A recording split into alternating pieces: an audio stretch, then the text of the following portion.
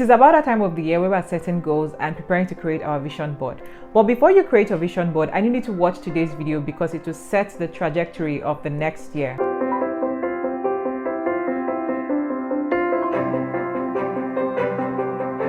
You guys know that I love to manifest. You guys know that I believe in scripting and having faith that whatever you put out there can and will come true. So before you create your vision board, I need you to watch today's video because there are some things that you need to know before you begin.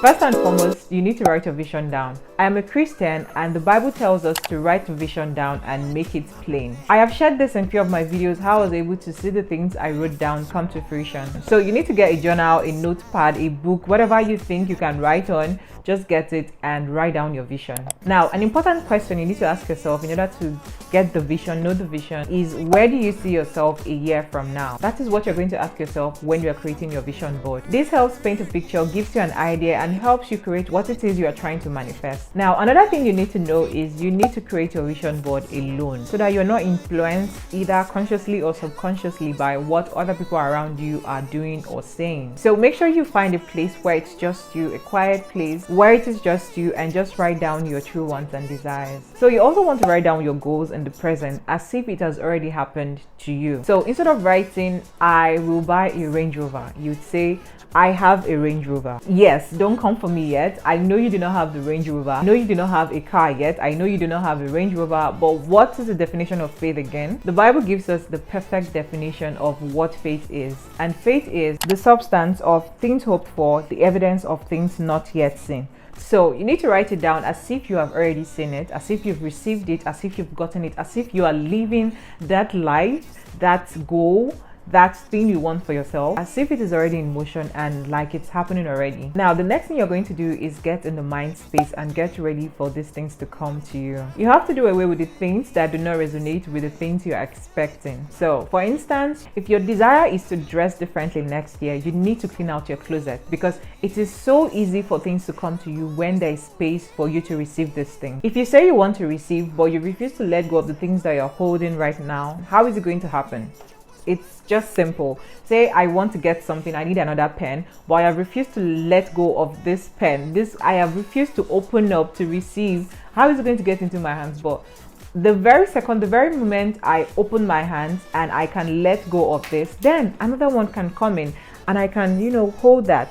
So you have to release things. You have to be ready to let go of some things so that you can receive new things. Another thing I want you guys to know is that the vision that you have in mind should scare you. Yeah, it should scare you. This is not something that you can actually achieve by your own power. So for me, my vision is creating on YouTube full-time and creating content that help impact people's life positively and also make this into a full-time job that is able to sustain me and take care of my bills. And that scares me so much because the stage that I am in right now, there is so much uncertainty. I am not even up to 5,000 subscribers. Let's not even go too far. I am not up to 3,000 subscribers right now. And I don't even have up to 1,000 views on some of my videos. But I am diving in and holding on to the vision because I believe that with God, all things are possible. And God is currently working on me, working with me and building me to be able to receive the blessing. Because even at this level, we've created such an amazing and beautiful community. And it is so good to see. So you need to have goals and plans and visions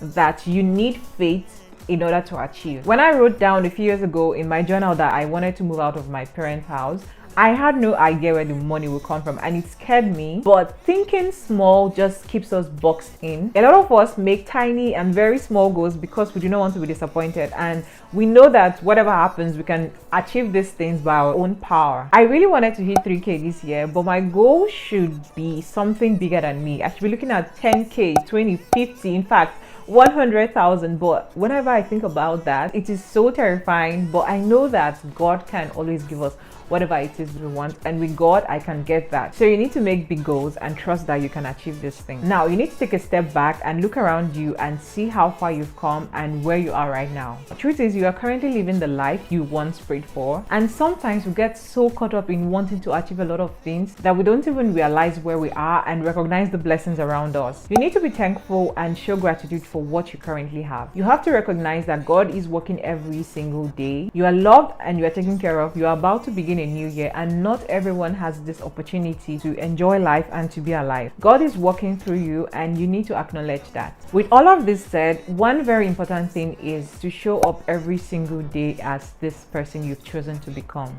We all love our comfort zone. It is not enough to write down the vision and know what you want. You also need to do your part and be very intentional about doing the things that will lead you to where you want to be. The Bible says, the Lord will open the heavens, the storehouse of his bounty, to send rain on your land in season, and to bless all the works of your hands. Emphasis on the works of your hands. You cannot say you want to lose weight and you are constantly eating unhealthy, refusing to work out, and expecting a miracle. God is not a magician.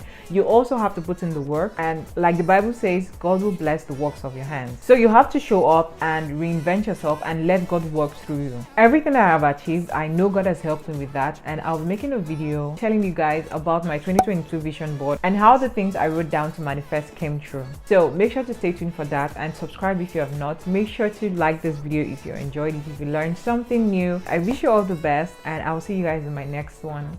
Bye. Gonna make myself